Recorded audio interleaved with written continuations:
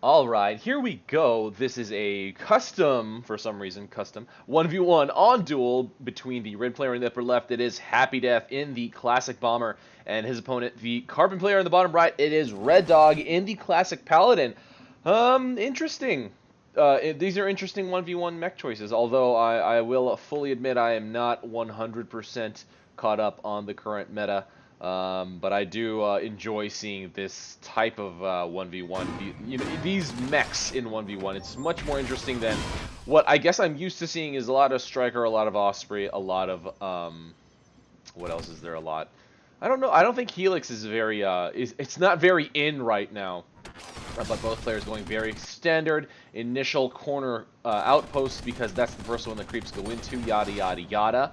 I would expect these two players, both very, very high tier players, a lot of happydeath in a lot of my casts recently, mostly because he's one of the best players probably of all time, one of the top active players, definitely, for sure. He's just been playing a lot. And R3ddog, I think a returning player from a while ago. I do remember seeing a lot of R3ddog in the years past, and recently returned to AirMech. Relatively recently, relative in terms of the lifetime of AirMech, I guess is what you can say, because that's kind of how long I've been around, so that's how I think of. So R3ddog used to play a lot of AirMech before, took probably a 2-year gap, or give or take, or something like that. He can confirm on the comments if he'd like. But now, in the more recent months, has come back, and you generally don't lose your AirMech, control and skill. The meta changes, the tactics kind of change, the general reaction, types of things to react to, or the way you react sometimes changes, but your general controls are going to stay roughly the same, and your ability to move around, react quickly, that type of thing does not really change. So a lot of returning players have a very successful time coming back and succeeding, maybe not dominating the way they used to, just making an impact on the competitive AirMech community. happydeath has boosters on. I did notice that during my short rant here. So a booster bomber will actually be pretty insane, and he's going Energy Guardian, full Energy Guardian booster bomber, which will be very, very hard to deal with, especially in a 1v1 scenario where you can't focus fire. You can't really afford to mass up AA like the way you could in a 2v2 where you would have 2 mechs to react to a push or something like that. So this will be very, very difficult for R3ddog to deal with, especially as a paladin. Well, I don't know about especially as a paladin, because I guess he can micro a little bit more. He has more carry capacity. Oh no. Yeah, more carry capacity. Although carry speed, I think... No, sorry. Carry capacity is the same for all mechs. I think that's what the case is. I forget these things. I have not... I took a little break, if you guys didn't notice, a couple weeks without much activity. But yeah, all mechs, I think, have the same carry capacity. Carry efficiency and speed differs, for sure. But I think all mechs have the same exact carry capacity. So in this case, Paladin doesn't really have much of an advantage, ferrying units away versus other mechs. happydeath taking mid pretty swiftly, 27-26, so upkeep is virtually identical. There's 16 units on the field as opposed to the for happydeath as opposed to the 12 for R3ddog, so I'm not really sure where that is coming from. I guess the flackers on the field for happydeath and R3ddog is all using 2 upkeep units. R3ddog looks like he's pushing to the left side and putting a roller right in front to absorb a lot of the damage. That might be a little bit difficult for happydeath to deal with. I would expect to see some bombs, but I don't really see as many as I would have initially assumed, considering how happydeath has been playing this entire time. R3ddog really low on health, and he will be finished off for sure over here. No, I should never say for sure. It looks like R3ddog is able to get out of there, but at the cost of pretty much all of his units getting pounded on by all of these bombs, and it is now a 20-7 upkeep lead for happydeath. And at this point, he can probably just push wherever he wants to, and even though he might come out losing a lot more units than he might want to, the overall effect will probably be, the beginnings of a snowball. So R3ddog is way behind, 18-4, and happydeath actually did send a couple of jokers to make that scary, damage sound on the AirMech fort. R3ddog actually grabs the box before the booster bomber, but happydeath getting the box on the left side. R3ddog probably going to check that and does realize happydeath has grabbed it already.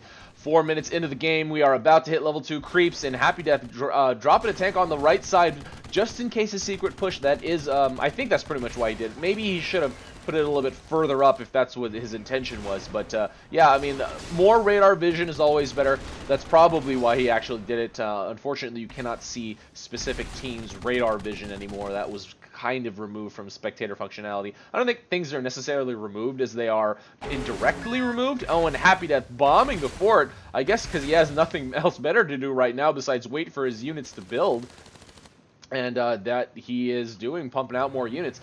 6 to 25. The income lead is definitely in happydeath's favor with that middle outpost under his control. R3ddog flying around to see whatever he can do, but there's not really much that he can harass, considering happydeath's pretty much perfect unit spread and positioning. And it does look like happydeath is going in for the kill right now. The Paladin Hammer might play into some of this game right now. He does have it. I realize that now that checking. So this will slow down the progress or the approach of these red units.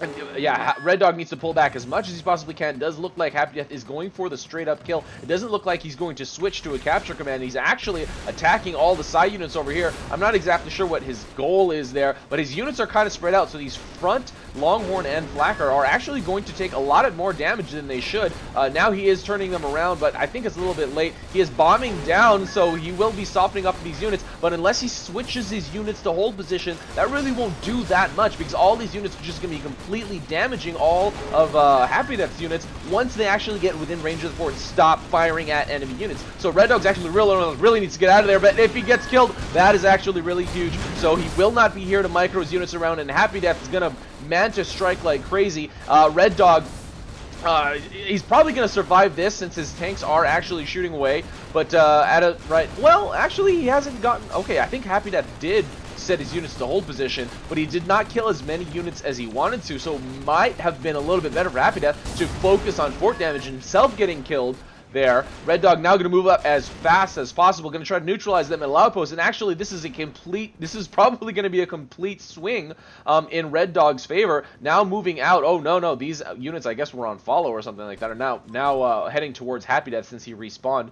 So happydeath losing that middle outpost, and R3ddog splitting the attack between the mid and the forward outpost on happydeath's side.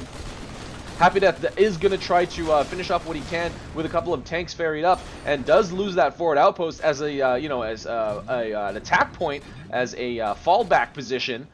So he will not be able to fall back to here. Has to go all the way back to his close. And R3ddog going to be able to no, he will not be able to. Oh, okay, he does. happydeath not able to kill a single creep in that drop. R3ddog with great creep drop positioning, and he's actually turned the tides of this game and is going to move out from there already. Going to drop a distraction gangster. So happydeath will be forced to pull back, but happydeath has been able to grab mid 4 now. Let's see if he can hold it. It will be pretty easy for R3ddog to neutralize this with Gemini and or gangsters, because they do a lot of fort damage, especially for their cost. So happydeath has lost this middle outpost, and this gangster is actually shooting at the corner, and 2 more are coming to accompany it. So happydeath definitely needs to react sometime soon and drop a defensive unit, and actually R3ddog drops everywhere, actually playing the game that happydeath is pretty well known for, multiple attacks on multiple fronts, and happydeath is being forced to deal with an attack at his close, lost his forward, and attack at his fort, and he's actually lost more damage than he dealt to R3ddog in that initial fort push. So actually R3ddog is technically ahead in this case, ahead in upkeep, ahead in unit count, and ahead in fort health. happydeath doing whatever he can here with his Manta Strike, and actually has been able to finish off a lot of these carbon units. Really needs to retake this middle outpost, pump out more units. Well, I don't know. See, here's the thing. If he takes the middle outpost, it's pretty easy for R3ddog to attack, because he kind of has more than one way to do it from, because he has this forward under his control. So happydeath might want to focus on multi-pronged neutralization, and actually is going to go for this forward outpost himself. So this is a very, very weird map split. happydeath successfully taking that that forward outpost and going straight for the corner. No, it's going to go for the fort, actually. So that's pretty interesting. R3ddog actually was able to take mid. Holy crap, I completely missed that. But happydeath trying to neutralize the forward outpost away from R3ddog, and successfully does so. So R3ddog has mid, happydeath has R3ddog's forward. happydeath has a gangster pounding away at the corner of R3ddog's fort, just like R3ddog had on happydeath's fort. This is craziness. happydeath has about a fourth of his health left, whereas R3ddog has a little bit more than half, give or take, something like that. It would be really nice to see an HP readout for forts, but hey, whatever. Happy Death grabbing the box. There's actually several boxes on the field considering how frantic it was earlier. And at this point, R3ddog is probably slightly ahead, but the game is getting more and more even as time goes on, and both players are kind of desperate, I would think, to either gain a good foothold on the outpost they have, or to do damage to the enemy's fort, considering how much damage has already been dealt on both sides. Happy Death with more gangsters, but will get this outpost neutralized as mechs do tons of damage, and goes back for some creeps. R3ddog holding mid. More gangsters gonna go for, okay, so interesting choice. He's going for his forward side outpost. What does see, Happy Death doesn't really have anything guarding there, so it's a little bit strange to see him go there. I guess he didn't necessarily scout that left side, and it is very, very dangerous to have your opponent have any outposts on your side of the map, so that it's definitely a worry. So I can understand the concern there for R3ddog, but Happy Death now with a couple of gangsters at the corner. So honestly, both players had this game kind of in the bag, but they're, I don't know if you can really even call it overly aggressive moves. I mean, it's definitely something I like to see in AirMech. It's really, really hard to make it work for you, there is the thing. That's kind of generally why a lot of people will play it safe. So the harass game is still going on here. R3ddog doing as much as he possibly can to either snipe units or to get a neutralization. At this point, considering his unit positioning, he was going for a unit snipe and does make it back to his outpost before he gets finished off by Happy Death. Pretty low on health there. Happy Death still has that bottom right outpost neutralized for R3ddog. And at this point, it's 3 outposts to 2, but R3ddog does have the mid, however, does not have any effect on difference in income types. So every outpost right now has the same upkeep benefit and income benefit and build speed benefit. I don't think there is any more build speed benefit for any outpost for some strange reason. That's an interesting choice. But now Happy Death gonna go for R3ddog's last bastion. Hope this middle outpost does get neutralized. Gangsters all over the freaking place. That's pretty much what's exclusively being built right now. Not really the best sign of unit dynamics and balance, but hey, hey, we do see a goalie on the field. I don't know if that's much better. But R3ddog and Happy Death battling it out for this last outpost on R3ddog's side that is under Happy Death's control. R3ddog was actually able to take back the corner, I guess, after enough creeps started shooting away at those gangsters. But now it does look like Happy Death has a distinct advantage, 22 to 11 upkeep. Although there is one box on the field, Happy Death recycles the left side, probably going to go straight for the right side. Would assume so. I guess abandon the boosters in favor of being able to land and slash or land and mantis strike. Although he is bombing just now. Okay, there you go. Does go back, but a roller coming out for R3ddog. Kind of an interesting choice. I would assume more goalies or AA is probably better, especially considering the gangsters. You want that high health goalie and something to actually be able to kill the gangsters. But 4 units. Oh no, actually, wow, that was quite a swing just now while I was talking. 9 to 9 units on the field, 24 to 19 upkeep. So this game is staying insanely active. This outpost being the point of contention right now. R3ddog taking back his left side. But Happy Death not letting up on the pressure, continuing to attack while he continues to build, I would assume. Drops another goalie out on the field. No, he's going to actually use this to harass, dropping it for the neutralization on the left, and probably going to go back and attack with his mech on the right. His mech and a goalie, in fact, positions it back facing the cliff towards the outpost. Pretty much perfect positioning. R3ddog does realize that this has been going on, but is a little bit too late. A Gorgon coming out, so that is actually going to start the more normal pace of games, I would think, to try to keep mechs away from your main unit cluster and from your outposts so they can't really harass them the way that both players have been doing pretty much this entire match. But again, that bottom left outpost neutralized for R3ddog, so R3ddog is pretty significantly behind in several ways. Not just income, but yeah, that definitely is not good for his income. And Happy Death able to kill 2 creeps before they go in. Or sorry, not Happy Death, R3ddog able to kill 2 creeps before they go in. So preventing Happy Death from taking that outpost under his control. Gangsters still amuck here on this map. There's tons of them, mostly because they are so flexible in their usage. You can kind of just send them very quickly almost anywhere on the map. They neutralize incredibly quickly, and they do tons of fort damage, especially when shooting at the corner, which has less armor, for those of you who are not familiar with that mechanic. R3ddog taking back his bottom left, and happydeath didn't even lose that Goliath. Now does choose to move out. I'm kind of feeling a little bit of deja vu. Might be a little bit early, especially now. R3ddog, I mean, he's not distracting R3ddog before that necessarily. He's not dropping gangsters for here or something like that, or doing a fort drop and then attacking an outpost. It does look like he's going to go straight for the fort. No, well, he's trying to get this neutralized, but I'm not sure exactly where happydeath is going for at this point. Does drop a long one for that bottom right corner, and R3ddog gonna kind of take a, oh, he's gonna go straight for fort damage. Oh, actually, he set that on hold position because this was starting to point at creeps. So Longhorn going to pound away here. Will eventually get that neutralization. happydeath's units are now basically at the fort. This has been neutralized by those gangster drops, and happydeath now going to defend this goalie drop. And R3ddog repositioning, but the goalie is pretty low on health and actually is now definitely set on attack. happydeath doing the best he can body blocking, but R3ddog actually has a couple of gangsters over here to supplement the damage. And we do have a base race situation on our hands. It does look like happydeath doing a ton of damage to all of those goalies and gangsters, and happydeath has been able to stop the damage from happening. Will R3ddog be able to do the same? He's coming back and trying to drop a defensive or blocking gangster, or a gangster Gorgon, and is not able to do so. So happydeath with that last minute push, well, not last minute, but that final push, able to finish the job.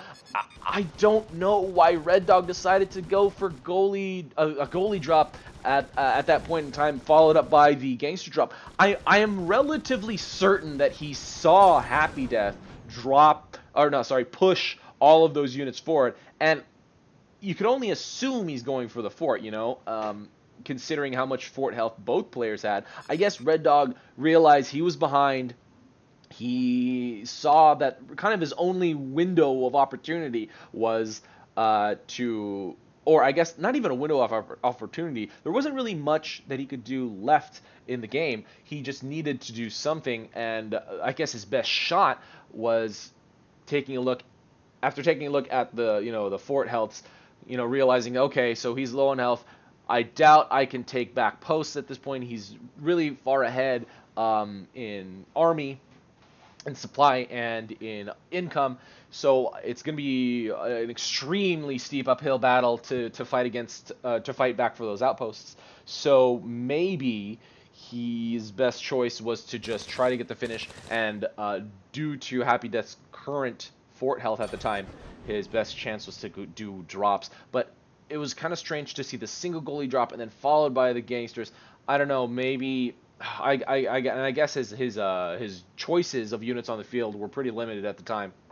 I don't know, I guess I'd have to go back and actually rewatch the actual replay and see his army composition and not talk the entire time and distract myself. But yeah, guys, let me know what you think the turning point of the game was. There were several to choose from, I think.